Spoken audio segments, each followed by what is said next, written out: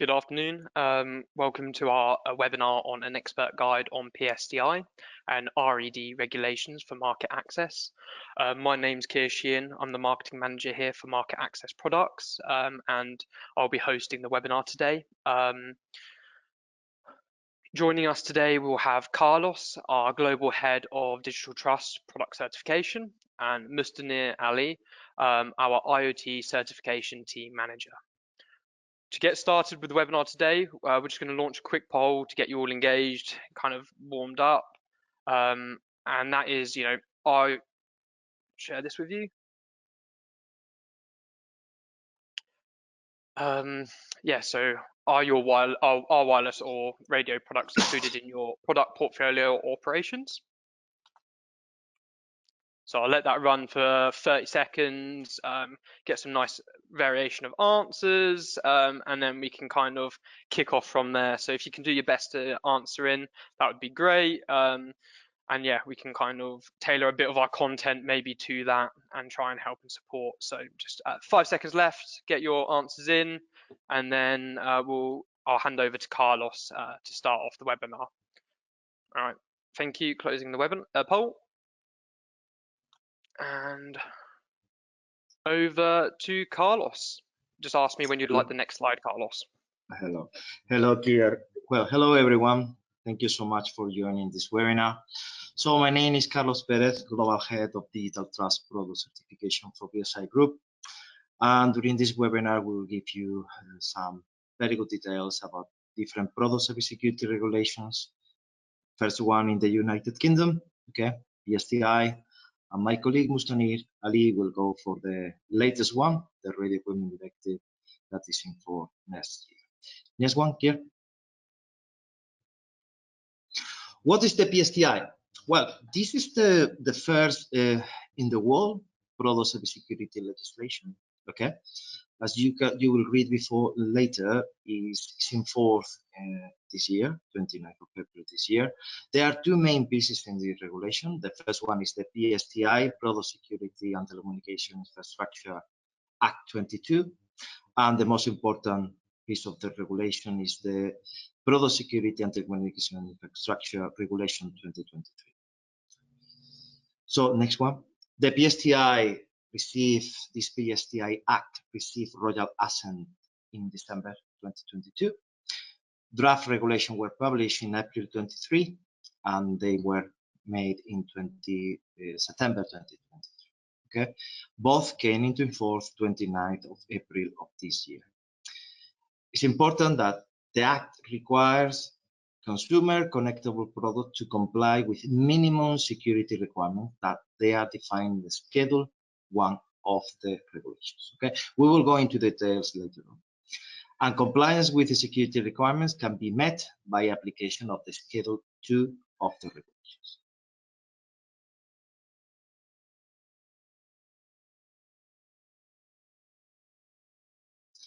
What is the PSTI? The PSTI is a regulation that requires manufacturers, importers, and distributors of consumer connectable products to ensure that products comply with minimum security requirements. The requirements are defined in the schedule, okay, in the first schedule of the regulations 2023. Next one here.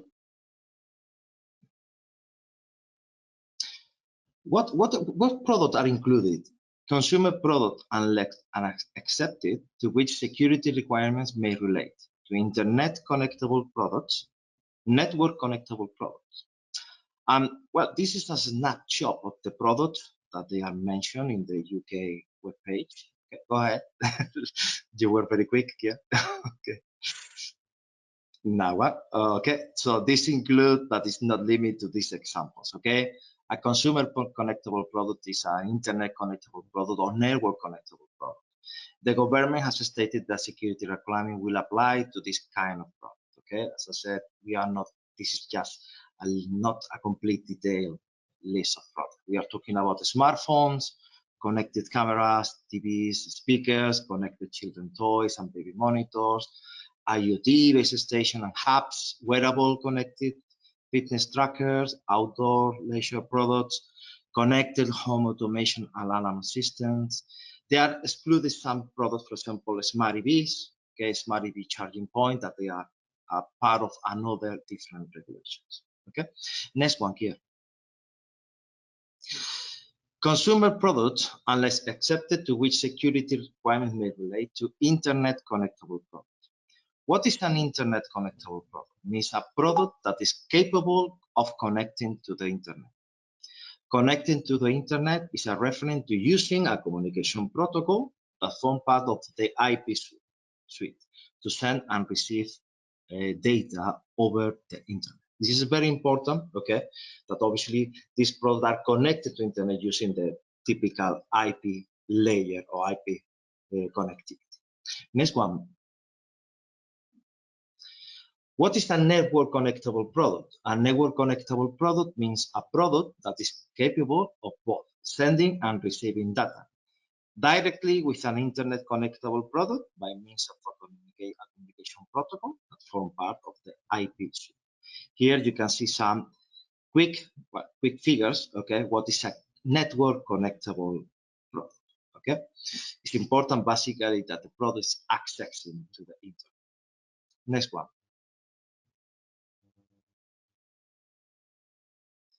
Next one. Oh, no, this is okay. No, it's okay, it's okay, go ahead.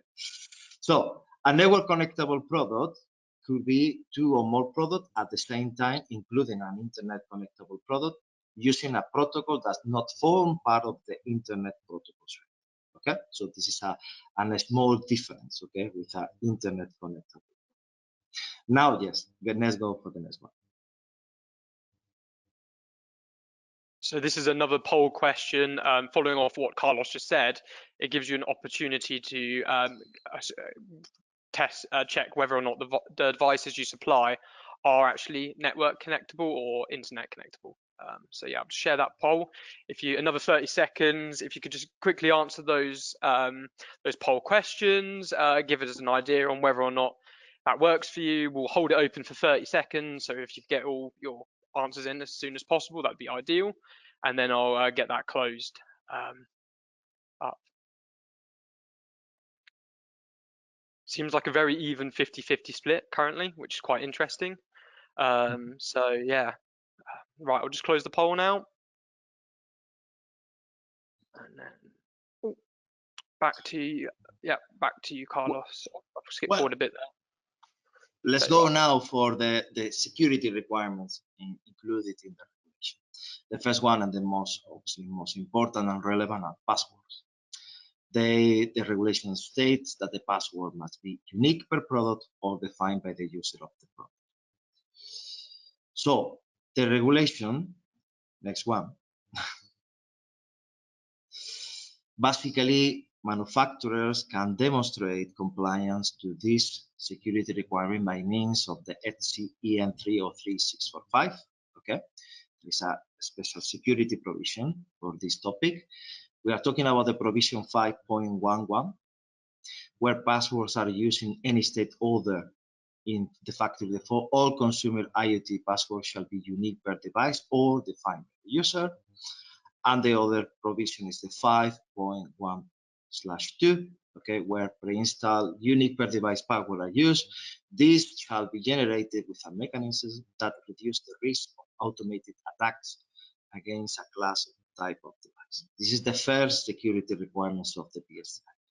Next one. The second security requirement is information on how to report security issues. The following information must be published. At least, it's very important to mention that at least one point of contact to allow a person to report to the manufacturer security issues relating to any of the manufacturer's relevant connectable products. When the person receives an acknowledgement of the receipt of security issues report or status updates until the resolution of the reported security issues. Next one, how the manufacturer can demonstrate is also again using the 303-645 standard. Okay, the security provision implement a means to manage reporting of vulnerabilities. The provision 5.2.1, the manufacturer shall make a vulnerability disclosure policy publicly available. This policy shall include, as you can see, contact information for the reporting issues, information on timelines, an initial acknowledgement of receipt, and a status update until the resolution of the reported issues. This is the second very important security requirement included in this legislation. Next one here. Next security requirements is information of minimum security update periods. Defined support periods must be published. Defined support period may be extended. The new support period must be published as soon as is practicable, and the defined support period may not be shortened to less than was originally published. Next one, basically, again, we can use the 303.645 security provision, okay, 5.3/13, to keep software updated.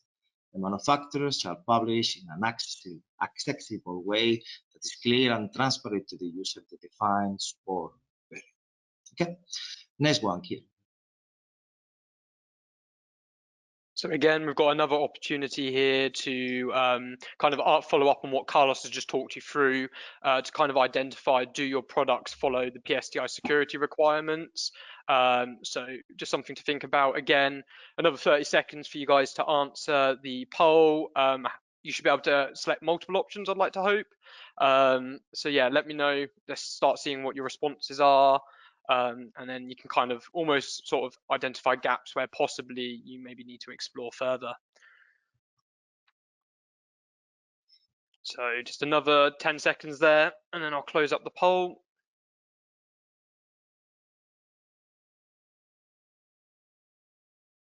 Brilliant. Thank you very much. I'll now, the next slide. There you go, Carlos. Well, now that we have explained why the regulation is involved, the security requirement, why is the PSTI important? First of all, the most important is the law in the UK. Next one here. It's intended to protect consumers from risks related to consumer devices, connected devices, sorry. The use of IoT devices by perpetrators of domestic abuse, concerns about fitness devices that they can reveal deeply personal information. Children connected toys have the potential of use and unauthorized contact with minors. So this is why the PSTI is so relevant. Okay, as I mentioned at the beginning of this webinar, it's the first product security consumer legislation in the world. Next one.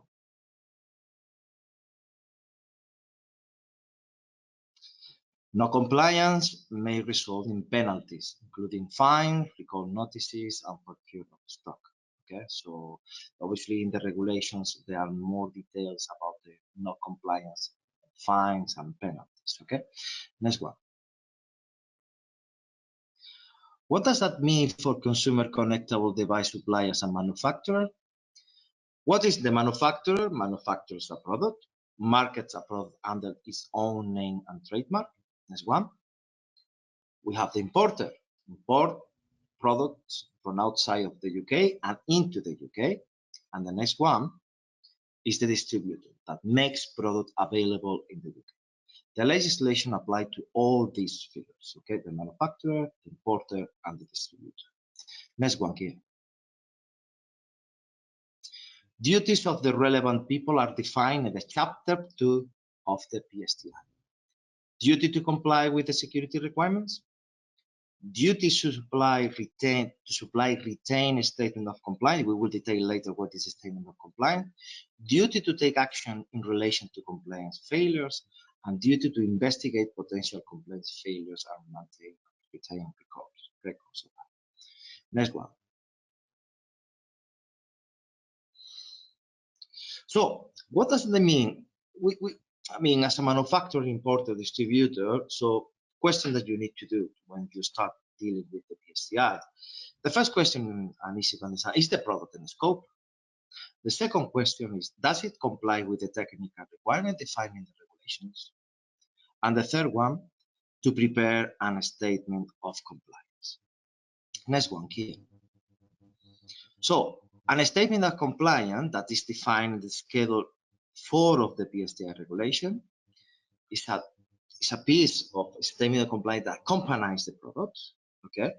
And very important, is retained for at least 10 years and with a defined support period. Next one. Frequently asked question. After we have been helping during all this month, helping manufacturers, distributors, importers with PSTI compliance, the first question, that the very common question, is that the statement of compliance have to be a physical piece of paper? Next one. The statement of compliance, what the regulation said, it must accompany the product, okay, and define the SOC as a document. The Act does not define the terms document or accompany, and therefore each business in the scope of the regime must determine how it complies with the requirement in relation to its own individual products. Okay, the Act does not specify that the document must be physical, therefore it could be digital. Okay, many manufacturers are publicly publishing the statement of compliance in the web page. Okay, so this is a very valid way to provide a statement of compliance. Next one. What are the common challenges to achieve PSTI compliance? So obviously, we have been helping, as I said before, we have been helping different manufacturers with different products, helping them with testing according to independent third-party testing according to the 303645, all the security provision that I mentioned before. Just obviously, we have seen that very low level of compliance, less than 10% of products submitted for BSI testing against the 303645 passed the first time, okay? So the reasons are different reasons, lack of awareness, okay? This webinar is trying to help manufacturers to understand more about the PSTI regulation, how to be ready and be compliant with the regulation. The lack of awareness, it was immediately before and after 29th April 2024, few UK manufacturers and importers were aware of this. International awareness was even lower. Default password, okay, many devices found with the universal default passwords, and this password may be hidden or unknown interfaces. Missing user information requiring impact company function outside the product, quality, and compliance.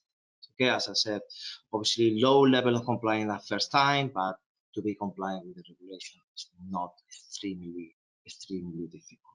Okay, PSTI is a starting point for product cybersecurity legislations. Next one here. So this is another poll question. How do you currently address PSTI? Again, just talking about currently, like how Carlos has just outlined that how important it is, the what, why to it. So yeah, if you could just, is 30 seconds just to answer possibly the approach that you take in terms of declaring that you are compliant with this legislation and regime. Obviously, if it's relevant, providing. So yeah, I'll leave that open for another 10 seconds. So if you get your answers in, that'd be great. If you have any Q&As that you'd like to ask our team, we'll answer them at the end. So there should be a section as well for you to just submit questions to us, and we'll do our best to answer them. So yeah, that's it. I'm just going to close the poll now. And I am just going to probably, I think, run another poll because we now get onto our the RED. So I'd like to thank Carlos for his time there, and we'll hand over to Mr. Ali. Let me just run this poll before he gets on and starts his slides. So again, similar question to how we've kind of started off the PSTI one. Just give your answer to that. You know, does your radio equipment or product include the following features? This will, you know, this starts, yes, formulate that kind of idea around, is it actually relevant? So yeah. So I'll leave that running for another 10 seconds. Then Mr. Nick can join us and get us started on his section of the slides on RED, which I'm sure many are waiting to hear on this incoming legislation. So there we are. I'm just going to close down the poll and hand over to Mr. Nick. I'll start the next slide. Excellent. So thank you, Keir, and thank you, Carlos. So my name is Mustanir, and I am the certification team manager here at BSI for IoT or Internet of Things and other sort of digital and connected products, mainly looking at cybersecurity of said products. So I'm here today to talk about the Radio Equipment Directive, specifically the new incoming cybersecurity requirements that have been added to the Radio Equipment Directive recently. So we all, I assume, know or are familiar with the Radio Equipment Directive. It's nothing new. It's been in effect in Europe and for CE marking since June 2017.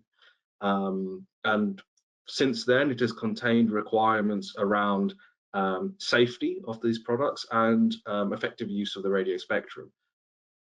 The Radio Equipment Directive did also include other essential requirements around other aspects of radio equipment, but those were not implemented or you could say enforced, with the idea being that the Commission would publish additional regulations that would bring those into force and explain how they can be applied as time needs it. So one of the big talking points in the last sort of year or so, if you've been following the news and the media, is the common USB issue and the potential forcing of certain manufacturers to adopt the common USB-C technology. So that is a bolt-on to effectively in the Radio Equipment Directive. What we're talking about now, of course, is the cybersecurity requirements of the Radio Equipment Directive that have been introduced using the Commission Delegated Regulation EU 2022-30.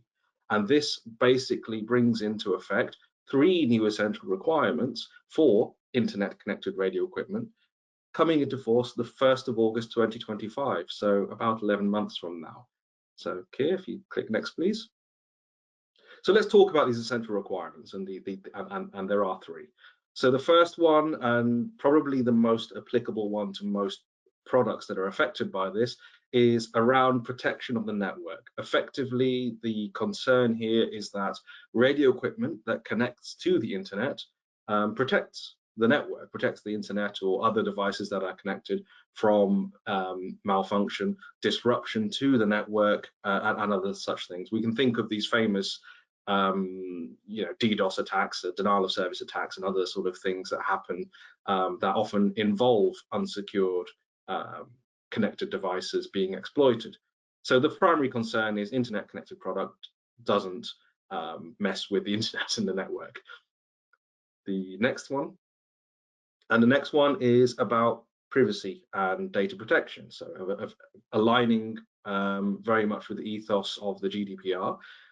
There is a natural understanding that many radio equipment that connects to the internet will process, that is, they will store, transmit, use personal data, personally identifiable information, and the privacy of the users and the subscribers must be protected in those cases. Next slide, please. The third essential requirement then is around radio equipment that processes, say, financial data, radio equipment that is involved with transactions and monetary or monetary value, you could say. And again, this is a requirement around protecting those equipments from fraud, effectively. So those sorts of equipment must include features that ensure protection from fraud. So we broadly have these 3 essential requirements that may, in some combination, apply to connected radio equipment. Some equipment may only require 1 or 2 or 3 or any combination thereof of these 3 essential requirements. Next slide, please. So the objective of this delegated regulation then is to bring these essential requirements into force and effectively explain how they are applied to radio equipment, to which radio equipment they do apply and to which radio equipment they do not apply. So we'll start with the understanding that in general it applies to internet connected radio equipment that, for example, processes private information or financial information, but there are certain exclusions. So Keir, next slide, please. So the first category of products that are excluded completely from all three essential requirements are medical devices and in vitro diagnostic medical devices.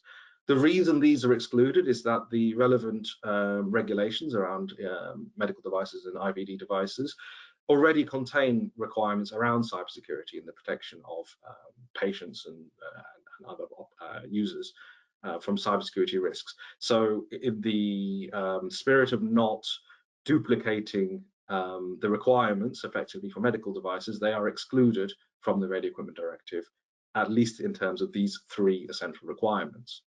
Next, please. And another critical exclusion to note is that essential requirements E and F on protection of privacy and protection of financial information do not apply to things like civil aviation equipment, automotive equipment, and electronic road toll systems. These devices, if they are internet connected, are still in the scope of essential requirement D on protection of the network, but privacy and protection from fraud do not apply to these categories of product.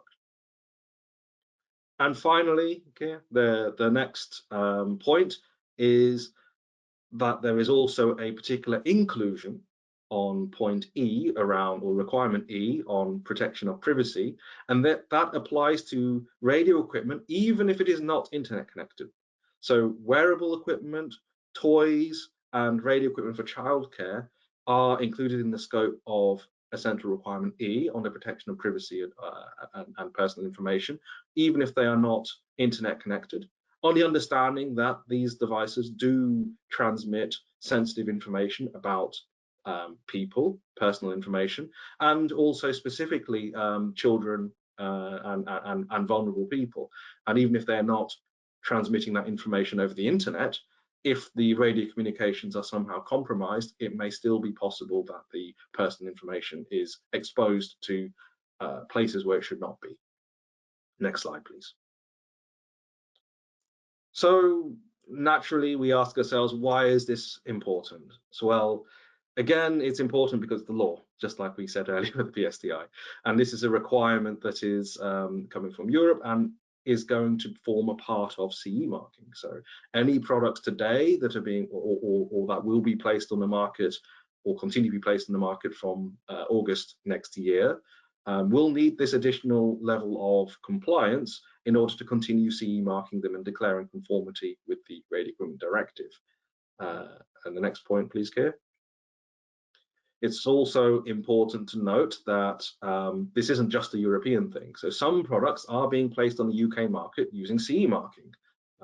That's a perfectly valid thing to do.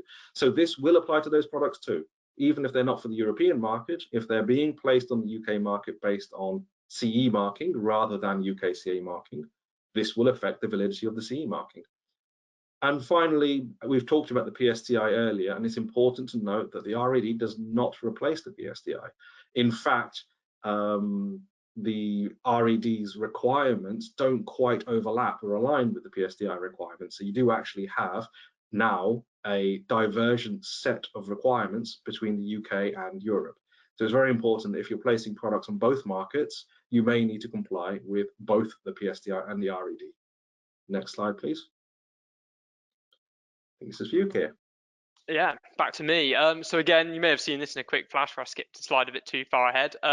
Next poll is, how do you currently plan to address the Radio Equipment Directive? So kind of, again, following off what Mr. Neer has just been talking about, what as an organisation are you doing to try and, work towards that currently?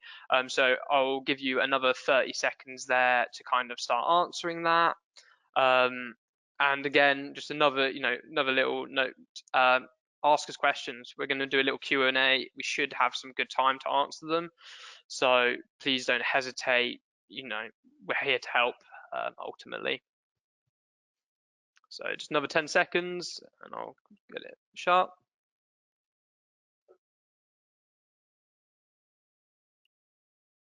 Perfect. Mixed answer there. So let me close the poll and hand back over to Mr. Neer to continue on. Okay, thank you. So those of you who are familiar with the RED, and even if you're not, I will introduce sort of the next part, which is how do you actually comply with the RED? How do you show that your products are in conformity with the essential requirements? So the RED, you know, ever since it was it originally came to force, detailed 3 possible routes to declaring conformity or demonstrating conformity with the essential requirements, these so-called conformity assessment procedures. Broadly, they're called Module A, Module B and C, and Module H. Effectively, Module A is the manufacturer's self-declaration based on application of harmonized standards. Module B is having the equipment assessed by a notified body and gaining a notified body certificate that claims that the product is in conformity with essential requirements, whereby thereafter the manufacturer commits to ensuring that production is consistent and ensures conformity. And then Module H is effectively using a notified body to attest to the capability of the management system to assure quality and conformity of the design and manufacturing processes of the equipment. So modules B and C and module H require the use of a notified body, and module A does not. And effectively, where a manufacturer has applied harmonized standards, any of these procedures may be used as the manufacturer sees fit. This hasn't changed with the introduction of the new essential requirements. However, if Keir, click next slide, please. However, we have to take into account that where a harmonized standard has not been applied, this may be by choice, or it may be because harmonized standards don't exist, or if a harmonized standard has only been applied in part, and this again could be a technical decision made that is valid for your products, only the use of a notified body is permitted. So the module B and plus C or the module H routes. So we really need to address the sort of elephant in the room, which is where are the harmonized standards that deal with the new essential requirements in cybersecurity? Next slide, please, Keir. So the I don't want to call it bad news, but the current state of play is that there are currently no harmonized standards covering the RED cybersecurity essential requirements. That said, a set of standards has been published. It went through a process that probably took longer than most stakeholders would have liked, but we got there, and there are standards published as of last month. And effectively, there is one standard has been published with the intent of providing a presumption of conformity against each of the 3 essential requirements. That's 3 standards. And the 3 standards, although not yet harmonized, have been written to provide that means of demonstrating conformity with the essential requirements. I suppose good news about the 3 standards is, although they are 3 standards, and it feels like that's a lot to sort of understand and perhaps wrap your head around, especially if you have 2 or 3 of these essential requirements applicable to your device, they do have a common structure.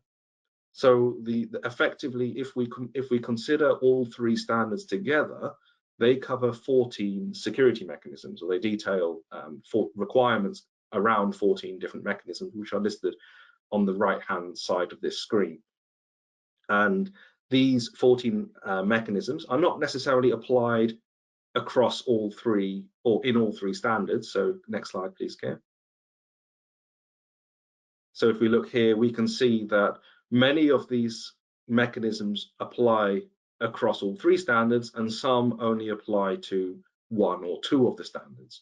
So the complexity of the standards is actually less than appears at face value, especially when we see that many of the requirements are actually common. So many of these mechanisms actually have the same text and same requirement, whether you're applying it in the part 1, part 2, and part 3. Although I will caveat that and say that also there are differences potentially between some of these mechanisms across standards. For example, the authentication mechanisms permitted in the Part 1 standard around any equipment that connects to the network are different to what is permitted or required in the Part 3 standard around protection from fraud. Particularly in this case, we're talking about things like two-factor authentication, which is not a requirement in the Part 1, but may be required in the Part 3. Next slide, please. So a bit more about the structure of these standards. So under each mechanism, there are a number of requirements specified, and depending on which part of the standard you're looking at, you may see more or less requirements.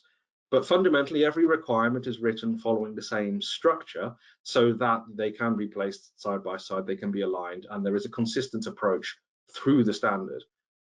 This approach to the standard actually is not much different to what we've already seen in the ETSI EN 303-645 standard that many of you may be familiar with, especially if you are applying that for the PSTI, or at least parts of it. The same approach here is used for 18031. So first of all, each clause or each section with a requirement details the requirement itself, and the example used here is the requirement for factory default passwords. And there will be rationale and guidance provided. So the standard is quite detailed in explaining what each requirement is for, the intent of the requirement, and what ultimately we're trying to get to when reviewing each of these requirements. And then there are assessment criteria. So how do you actually assess compliance with this criteria? And that will start with an objective. So what is the assessment criteria for? Often the text basically says this assessment criteria is to demonstrate compliance with requirement, in this case, authentication mechanism 5-1. Some requirements have what's called implementation categories. So an implementation category is effectively a set of options, a set of possibilities. So you could apply, say, solution 1 or solution 2 or solution 3, option 1, 2, 3, in terms of how are you going to comply with this requirement. Some requirements don't have implementation categories, and some do. And those that do will set out those options and then set out, well, if you applied implementation category 1, here's how you comply. If you applied implementation category 2, here's how you comply, and so forth. And then very importantly, you have the required information section. For many, I would say almost all of the requirements have requirements around information that must be submitted by the manufacturer or documented by the manufacturer to whoever is assessing conformity. And this again is, for those of you who have worked with the EN 303-645 standard, often manifests itself as the ICSIT document. So the ICSIT document was this large detailed form that required manufacturers to submit lots of detailed information about your product, your security solutions. It may include things like justifications for the selection of a solution, and ultimately provides whoever is assessing compliance with an approach to understanding, is compliance met or not, and how. This leads to what's called the conceptual assessment. And again, the 303, those who have been through a third-party assessment for 303-645 will have seen conceptual assessments. So the same approach is here, that using the required information, the assessment body will do a conceptual assessment to determine, does the required information rationale make sense? And the standard includes lots of handy decision trees that allow you to follow a logic through to determine, does the device conceptually meet or not meet the requirement? This does two things. This allows the manufacturer to demonstrate that they know, understand, are in control of their security solutions, and it allows the testing body, the laboratory, for example, to have a very focused assessment rather than an open-ended and sometimes fuzzy assessment. It can be very focused on the actual solution. It allows the lab to go straight to the answer rather than spend an undefined amount of time looking for information. So next slide, please, Keir. So once the conceptual assessment is done, the next steps are the functional assessments. So again, this is exactly the same approach as many labs have been using for EN 303645. And effectively, once we understand that the product conceptually complies with the requirements, we need to ask ourselves two questions. Was the declaration of information complete? So do we have all of the information? And is it true? Is it adequate? And these functional assessments are done effectively by comparing the physical real device against the information that was provided at the conceptual assessment, looking for gaps in the information or confirming the information is complete, and then functionally testing that yes, what has been declared is true and in many cases sufficient. For example, does the mechanism actually withstand certain attacks and certain vulnerabilities? So next slide, please. So where does this leave manufacturers? What would be the you say recommended course of action? So the first step really, and this is taken from the Blue Guide and is on EU product rules and is nothing new, but it always goes back to risk assessments. So I think that the new legislative framework is sort of leans heavily on risk assessments as a concept. And again, the suggestion would be to go back to your product risk assessment and look at it in terms of cybersecurity, and in particular these new essential requirements, and determine, first of all, is your product in scope of any of these essential requirements, and therefore are these essential requirements applicable? Some of them, they may not be applicable to your product. 1, 2, or 3 of the essential requirements may be applicable. So it's important to determine the applicability of the essential requirements. And then it's are you going to demonstrate conformity with the essential requirements? The straightforward path that seems to be in front of us is to use the relevant part of 18031, which there is a standard that aligns with essential requirements. So that gives us a logical path through to say, if essential requirement D on protection of the network is applicable, then EN 18031-1 may be a suitable solution for demonstrating conformity. However, that is not mandatory. These are not harmonized standards yet. So it is, and even if they are, it is possible to use non-harmonized standards for other solutions. So existing EN 303645 compliance or 62443 compliance for your products may still be usable. And as a manufacturer, you may be able to justify that for your product type and for the essential requirements that are applicable, those standards may adequately cover the risk of your product. And a notified body can assess and attest to that approach.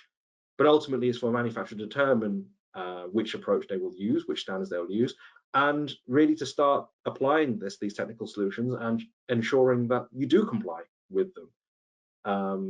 And then really the message here is to watch this space, keep watching this space. So the standards are here, but it's important to understand if harmonization will take place or not. If the standards are harmonized, this will really create a natural path to using the standards for demonstrating conformity. If the standards are not harmonized or cannot fully be applied, then you may need to approach a notified body. But I think this is a decision that needs to be made as we sort of continue watching this space. It's clear that with 11 months to go until the essential requirements come into play, that the first and most critical thing to do is to review the applicability of the essential requirements and the choice of technical solutions, and determine if the technical solutions are actually met. So next slide, please, Claire. So again, just kind of get you all moving again and waking yourselves up.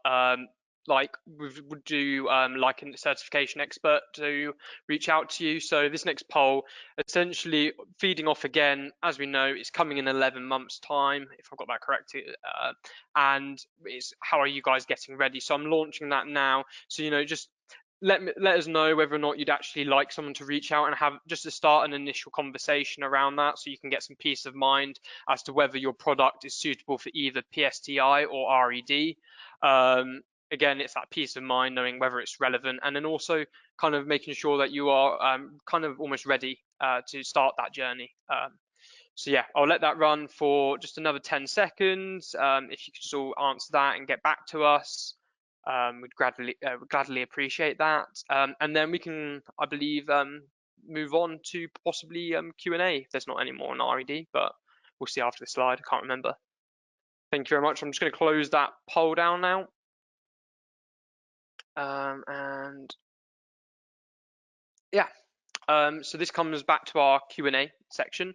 So naturally, I asked you all if you could to submit some questions that you may have around it. We've got quite a few actually. Wow. So yeah, it will be shared. So yeah, the presentation will be shared. I'm sure we can get it distributed out. There'll also be a copy of this webinar itself. So if you want to share it with fellow colleagues or stakeholders in the stakeholders in your department, more than happy to do that.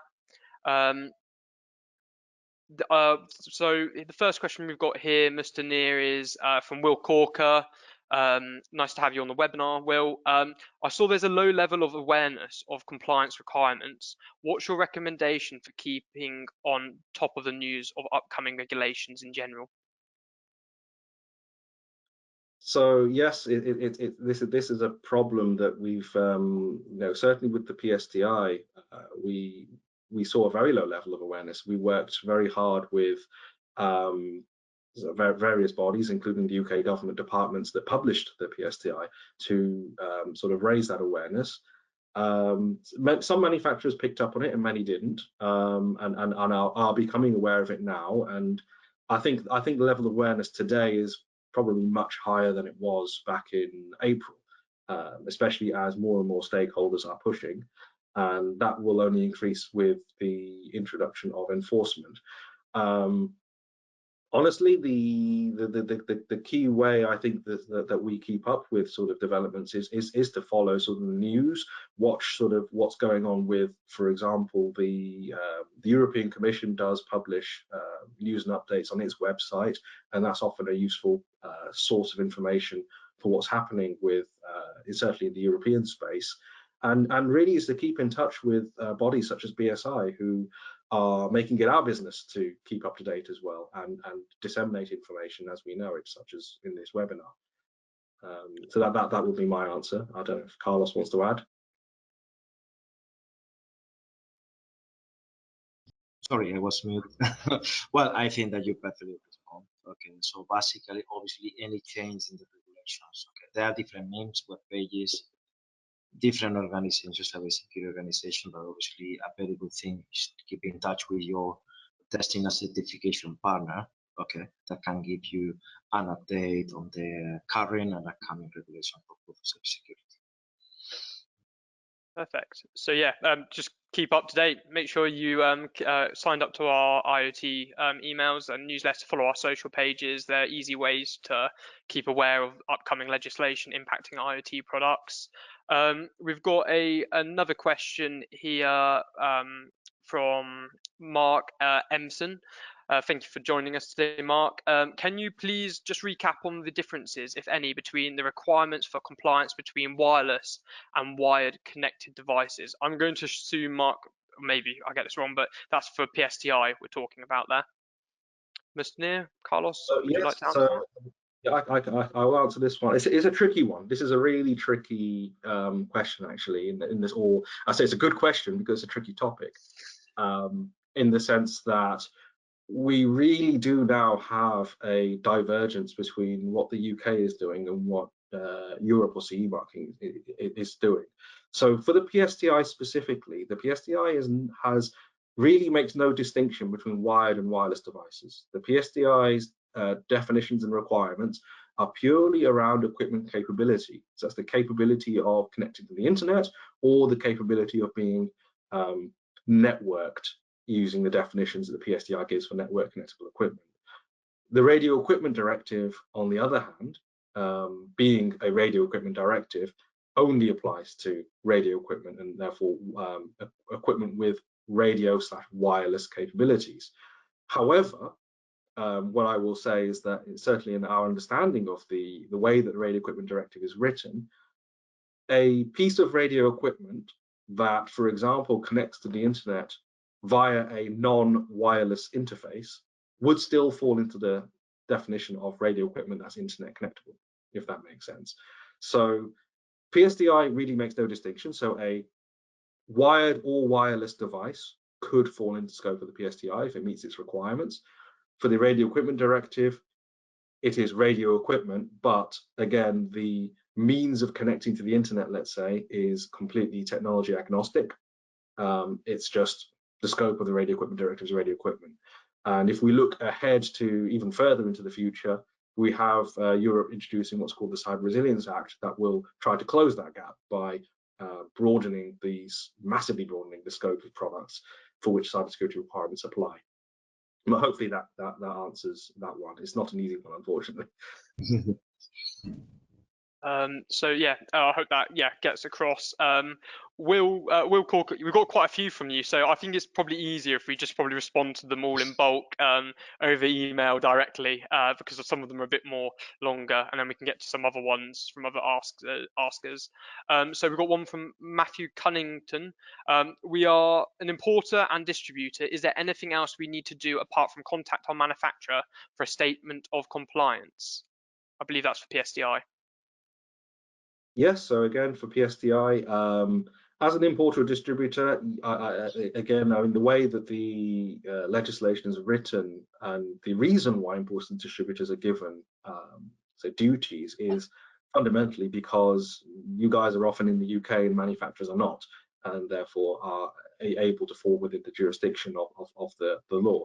So the bottom line is, yes, it's apply pressure or communicate up the supply chain to get those statements of compliance. Your duties then really is to get and retain those statements of compliance.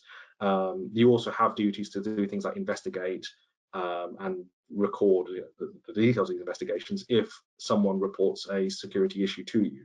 But fundamentally, yes, if you can get those statements of compliance from your suppliers, the manufacturers, that will be the main activity on your part. Perfect. And then we've got one from Alexander Tui. Hope I've got that last name correct. Does an assessment to EN 18031-X always require the manufacturer to submit a physical sample, or can it be documentation based? How about for EN 303645? So my answer to this is that for 18031 is very explicit and clear. For each requirement there are the conceptual and functional evaluations in the standard, and the functional evaluations simply could not be done without a physical sample. So EN 18031, I would say, evaluation will basically always require the submission of a physical sample to be investigated by a lab or someone. Of course, it's possible to break the evaluation to pieces. So, and in fact, I would encourage manufacturers to sort of get the conceptual part done first, conceptually comply, and then do the functional part. And they could certainly be done together. But I think a full claim of compliance could only be achieved with the use of a physical investigation of a sample. In the case of EN 303645, the reality is that standard does not include any test procedures, or it's a set of requirements and rationale, and it doesn't actually explain how to achieve compliance, how to test against them. So it is in some ways open to interpretation as to how to assess a product against EN 303645. That said, ETSI, who published EN 303645, have also published a technical specification, TS 103701, and that technical specification, which aligns with 303645, effectively does set out what is intended to be the standard approach to testing against EN 303645, and it follows exactly that framework that I've talked about, which is a conceptual assessment followed by a functional assessment, which is, again, the functional assessment is all about verifying that the information provided for the conceptual assessment is complete and true and appropriate or sufficient. So again, I would argue that while there is more room for interpretation, I think a claim of compliance with ETSI 303645 that did not include a physical evaluation for product would be against the spirit and the direction of ETSI and the way the standards have been published. Perfect. And we've got another question now from Neil Hodson.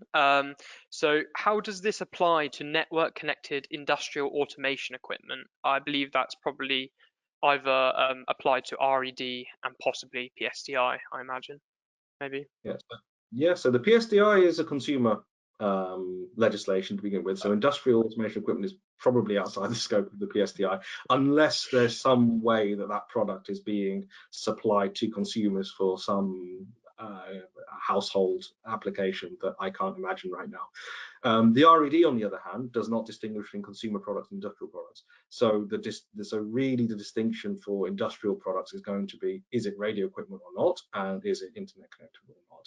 So if it is a industrial equipment that doesn't have a radio function, then it's outside of scope of radio equipment directive. If it has a radio function, then it may well be in scope if it has, say, internet connectability. And going back to what was said earlier, even if the internet connectability is achieved through a wired connection, if it is radio equipment, it's probably still in scope. Perfect. And we've now got hopefully that answers your question again, Neil, there. Thanks for joining us this afternoon. Darren Baker, he has asked, can EN 18031 hyphen, etc. Also provide conformance to PSTI, or do we need to still get tested against EN 303645 applicable provisions? The answer is no. So EN 18031 does not address the PSTI requirements, or all of them. So unfortunately, again, this is where we get to that deviation, you could say, or divergence between the UK and the EU. So short answer there is no. They are separate sets of requirements, and there are requirements in the PSTI, although there are only 3 of them, not in the they're not covered by 18031. Thank you, Mr. Neer. And Darren, reach out if you need any more clarification there. Our team are always happy to have a conversation, and that's for anyone else. Even if it's just that peace of mind, again, you're not sure, we're happy to answer. We have the experts and the resources in the business to help you guys understand that, and ladies for that matter. From Paul Morton, again, I hope I've got that last name right. The compliance states we need to advise a support period. How is the best way to advise if we currently don't have a plan to discontinue a product? I can't give advice on what the best way to comply is. BSI doesn't, or we stay out of any sort of consultancy or providing advice on how to comply. What I would say, though, is that as long as the support period is defined in terms of a period of time, and it could be a period of time from some trigger, such as the introduction of end of life, then that is sufficient. And I should also add that the PSTI does permit the stated support period to be modified over time.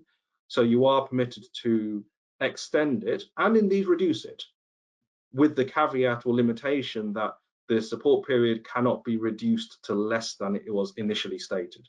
So for example, if you said the support period is going to be 1 year from official publication of end of life, that's fine, but you could lengthen that over time based on your business needs, and you could shorten that, but you could not shorten it to less than 1 year that you initially stated. So hopefully that gives you some idea of how to comply, but without sort of telling you what to do. Again, we have a brilliant actual web chat team on our website. They're real people, so if you have these kind of questions, you can ask them, and you can ask them to. Obviously, they aren't experts like Mr. Neer or Carlos, so they may not have the immediate answer, but they can certainly get them to these experts. So if you have any questions, again, reach out through the website, live chat. They're real people. They can really help. Alexander, I'll probably do the same like we did for Will Corker. We will respond to you separately in an email as you've got a second question, and we'll try and get to some other questions like Ashley Clark. The question we've got here is, after August 2025 and the RED cybersecurity requirements are in effect, is it possible to manufacture old non-secure products to service legacy systems in the field? bit of a mouthful that. Hopefully, do you have a... Sorry, you have to read that for me. I didn't catch that. That's fine. So after August 2025, naturally the RED cybersecurity requirements are in effect. Is it possible to manufacture old non-secure products to service legacy systems in the field? I'm assuming it's basically, are you able to produce products that can, help service items in the field Okay, that I are already understand. existing? Yeah. So this comes back to, actually this is not or you say the general rules for CE marking and placing product on the market in the EU. So generally speaking, any product that is quote unquote new to the market, or newly placed on the market, must comply with the applicable legislation at the time it is placed on the market. It doesn't cover things like second-hand equipment and product that's already on the market, but effectively an item that is newly supplied must comply with the legislation at the point of placing on the market. Brilliant. And just a quick, because it's our last question there, and we'll get back to those that have asked multiple questions via email. Ian Ballinger, we'll finish with your question. With the government indefinitely accepting CE marketing, will manufacturers still need to UKCA and CE mark to cover both RED and PSTI, or can they CE mark only to RED? So I think, again, it's important to understand that the PSTI is actually outside of UKCA marking. So the PSTI doesn't have any marks associated with it, nor is it part of UKCA marking, and therefore applies to products in scope irrespective of whether you're applying UKCA marking or CE marking. So the PSTI is an independent piece of legislation that applies to the products that it applies to, basically without exceptions. And CE marking or UKCA marking do not replace the PSTI.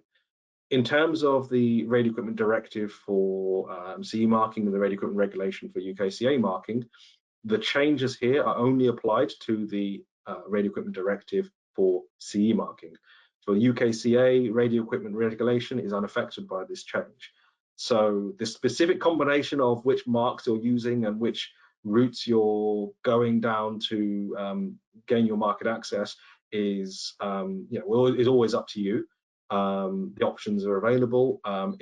All I can say is that if you continue to use CE marking to place your products on the UK market, as the UK government has permitted, for as long as it's going to permit that, then the cybersecurity requirements will naturally apply because CE marking will be there. The open-ended question, I suppose, and the one that I don't have an answer to, is or I don't have a clear answer yet, is what if you are using the CE marking plus the UKNI mark? I'm not aware that anyone is, but if you are doing that, then there may be a way around it, but I don't have the answer on that. But most manufacturers are either using CE marking from a European notified body, and therefore will follow European rules, or you say you're following UKCA with UK rules, but PSTI is outside of that anyway. Carlos, do you have anything to add to that, or anything else? No. It's a very good response. Different regulations, okay, and PSTI is separated of the UKCA marking. Okay, no more comment. Thank you, Mustani. Very good response. Perfect. Yeah, and thank you to everyone for joining us this afternoon. Before we close, I'll just make one clarification, because unfortunately I've realised it's October and therefore we have 10 months to go till the 1st of August. And not... Okay, so very good. Very good. Scrub that from the recording. Thank you again for everyone to joining us this afternoon. It's been a pleasure. Again, any questions, queries, or want to stay updated, make sure you follow our pages and our online mailing lists. We'll keep you updated with all that information. Thank you again, and have a good rest of your day. Cheers. Bye. Cheers. Bye-bye.